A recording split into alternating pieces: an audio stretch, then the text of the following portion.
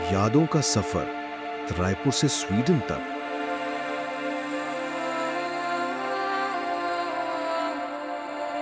हर सफर की एक कहानी होती है, कुछ छोटी कुछ लंबी, लेकिन ये सफर कुछ अलग था, क्योंकि ये सिर्फ जगहों का सफर नहीं था, बल्कि माँ के साथ प्यार, रिश्तों और यादों का सफर था। हमारी सफर की शुरुआत होती है 21 जुलाई 2025 से। दोपहर 12:55 पर रायपुर स्टेशन पर हमारी ट्रेन तैयार खड़ी थी। हमने सामान उठाया, डिब्बे में जगह ली और ट्रेन चल पड़ी। लंबे सफर के बाद हम दिल्ली के हजरत निजामुद्दीन स्टेशन पहुंचे। अगले दिन दिन भर आराम करने के बाद शाम को फिर तैयारी की अगले सफर में जाने की। ऑटो रिक्शा हमें नई दिल्ली की व्यस्त सड़कों से होते हुए इंदिरा गांधी इंटरनेशनल एयरपोर्ट तक ले गया। बाहर शहर की रोशनी, हॉर्न की आवाजें सब मिलकर उत्साह और बढ़ा रहे थे।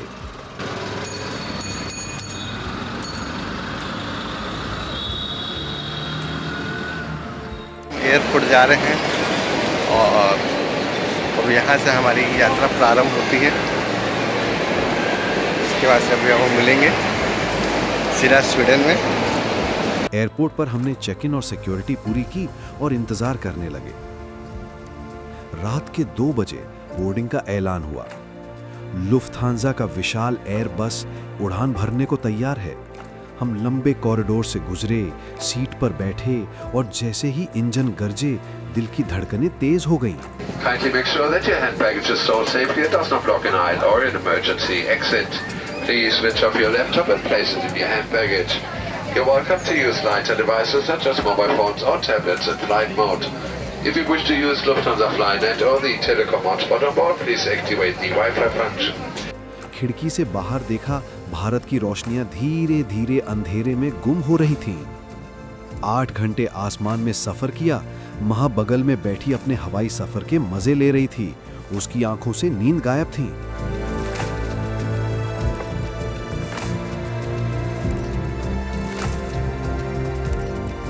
सुबह 7 बजे हम म्यूनिक उतरे। हवा बिल्कुल नहीं लगी, जैसे कोई और ही दुनिया।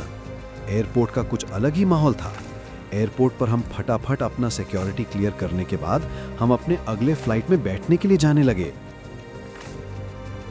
सुबह 8:50 पर हमने अगली फ्लाइट पकड़ी स्टॉकहोम के लिए। हमारी फ्लाइट उड़ी और बादलों के बीच होते हुए सिर्फ 2 घंटे बाद हम स्वीडन पहुंच गए।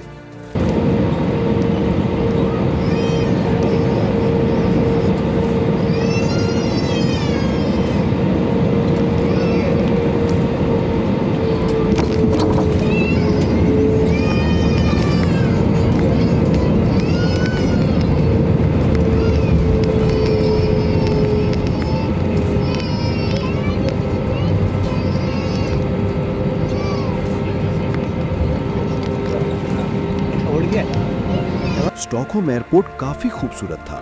धीरे धीरे हमारा फ्लाइट अपने टर्मिनल पर पहुंचा। टर्मिनल पर उतरकर हम पहुंचे अरलांडा सेंट्रल, क्योंकि यहां से हम अगला सफर ट्रेन से करना था। अरलांडा सेंट्रल से ट्रेन हमें उपसाला पहुंचाई। वहां से हमारी दूसरी ट्रेन गैवले को थी।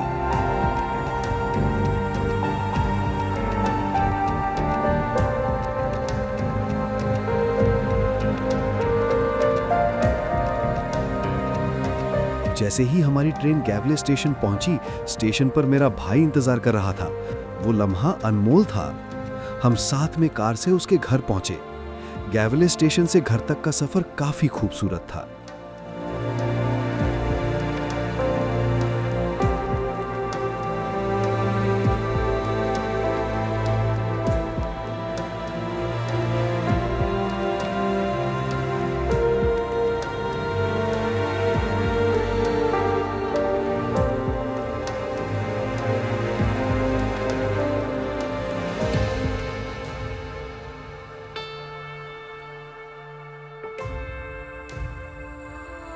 अगला दिन 25 जुलाई को हमने आराम किया और गैवले के आसपास घूमने में बीता।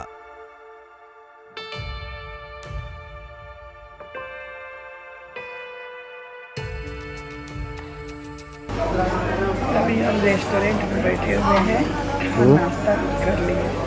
अब अगला ब्रिज हमारा बन रहा है यहाँ का। कहाँ जाने का? ऐसा जगह है स्टॉकहोम। स्टॉकहोम। स्टॉकहोम। हम जाएंगे स्टॉकहोम, वहाँ पे घूमेंगे। 26 जुलाई को स्टॉकहोम देखा। पहाड़ियों से हमने स्टॉकहोम की काफी खूबसूरत तस्वीरें खींची, क्योंकि नदी के दूसरे तरफ स्टॉकहोम काफी खूबसूरत लग रहा था। जैसे शहर के बीचों बीच से ट्रेन का गुजरना, नई पुरानी इमारतें, नीला साफ आसमान और नदी में बोटिंग करते लोग। ऐसा लग रहा था जैसे कैनवस पर प्रकृति ने एक तस्वीर बना दी हो। हर नजारा जैसे किसी तस्वीर से निकला हो। यहाँ का सुंदर सीनरी, पहाड़ी, बहुत ही खूबसूरत दृश्य है। इतना सुंदर बदली किया हुआ है, हरियाली भरा हुआ है। अभी तो पहाड़ी पे बैठी हूँ और यहाँ का खूबसूरत नज़ारा देख रही हूँ। तो अभी हम लोग स्टॉकहोम में हैं और ये एक हिली स्पॉट है। यहाँ से पूरा स्टॉकहोम के सारे आइलैंड दिख जाते हैं। बहुत बड़ा शहर नहीं है, लेकिन काफ़ी ब्यूटी है हर जगह यहाँ पे। और ये बेस्ट स्पॉट है जहाँ पे हम लोग हैं फ़िलहाल। अब आगे देखते हैं कहाँ जाते हैं। फ़िलहाल तो यहाँ बैठने में बहुत मज़ा आ रहा है।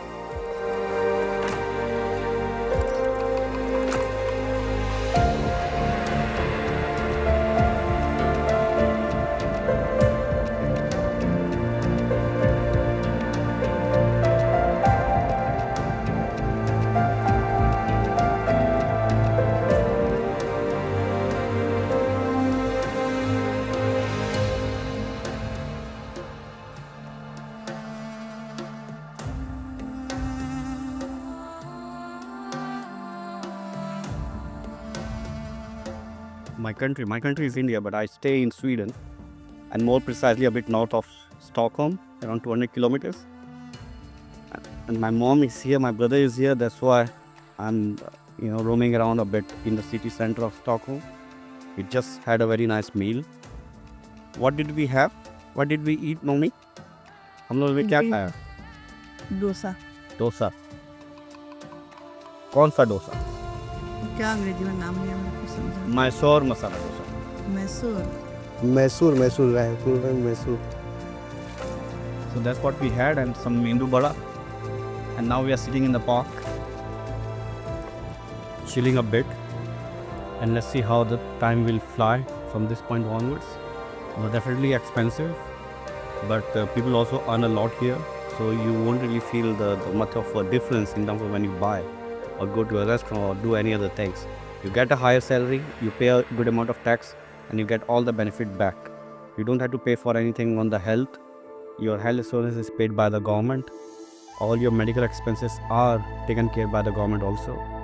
So what you earn, you spend, but at the same time, you're saving a lot because most of the other things you're not paying for.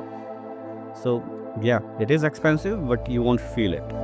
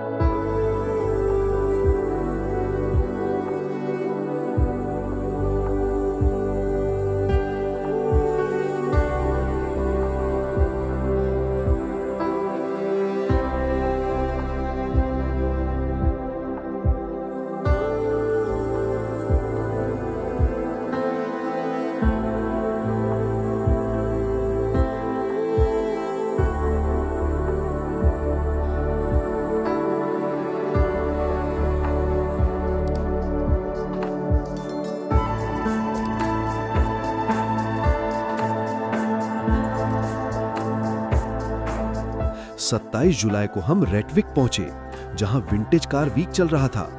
10,000 से ज्यादा क्लासिक कारें, इंजन की गरज, चमकती बॉडी और मोटरसाइकिल। ये आयोजन को देखने दुनिया भर से लोग एक जगह इकट्ठा हुए थे, क्योंकि ये आयोजन साल में सिर्फ एक बार होता है। आयोजन देखने के बाद हम रेटविक शहर के बीचों बीच नदी के किनारे बैठ के शहर की खूबसूरती देख रहे थे।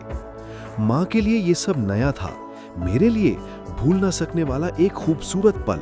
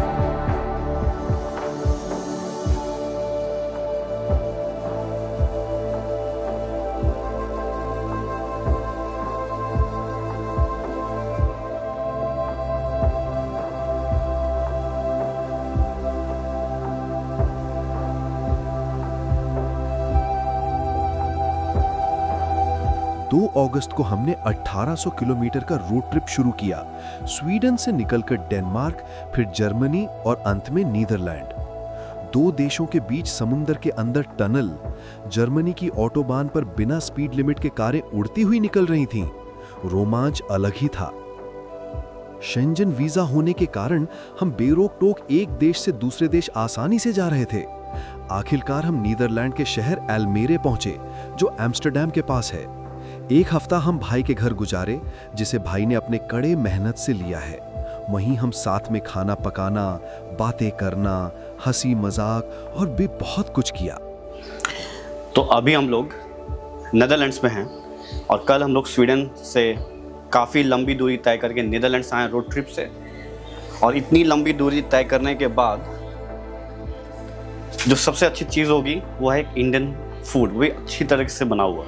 और मैंने बना रहा हूँ अभी अपने ही घर पे अपने मम्मी और भैया के लिए पालक पनीर। सो palak paneer is in the making. बस मैं पालक को अभी भूज रहा हूँ टमाटर और अदरक और लहसुन प्याज के साथ। और ये जब पूरी तरह से फ्राई हो जाएगा, पक जाएगा, तब मैं इसका एक फ़ाइन पेस्ट बनाऊँगा और फिर हमारी पालक पनीर रेडी हो जाएगी।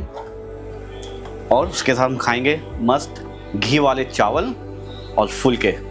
तो आज का हमारा लंच होने वाला है proper Indian spicy palak paneer. तो पालक जो है अब तकरीबन पक चुका है। थोड़ी देर और पकने के बाद इसको ठंडा करने के लिए छोड़ दूंगा। उसके बाद हम इसको मिक्सर में ग्राइंड करेंगे। एक बढ़िया फाइन पेस्ट बनाने के बाद उसको हम करी करेंगे और पनीर जो है हम उसके ऊपर अलग से डालेंगे। तो पनीर को हम पकाएंगे नहीं, हम सिर्फ पालक को पकाएंगे। और इन द मीन टाइम देखिए मम्मी क्या कर रही है। मम्मी आराम से बैठ के अंगूर देख रही है। और ये क्या खा रही है मम्मी? मुरकू खा रही है।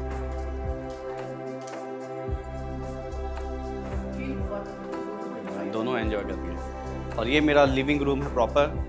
ये टीवी, इसमें टीवी देखने का अलग ही मज़ा है, बिल्कुल होम थिएटर वाला फीलिंग आता है। ये साउंड बार भी लगा हुआ है, पूरा डॉल्बी साउंड आती है, बड़ी सी स्क्रीन। तो ये एंजॉय करने के लिए सबसे बेस्ट प्लेस है living room.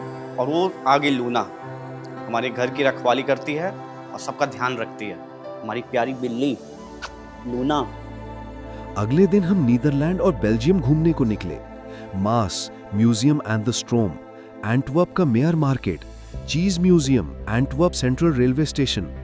Antwerp central railway station काफी खूबसूरत और किसी महल से कम नहीं लग रहा था। एंटवर्प और एम्स्टर्डम की नाइट लाइफ और भी बहुत कुछ घूमे जो काफी यादगार था।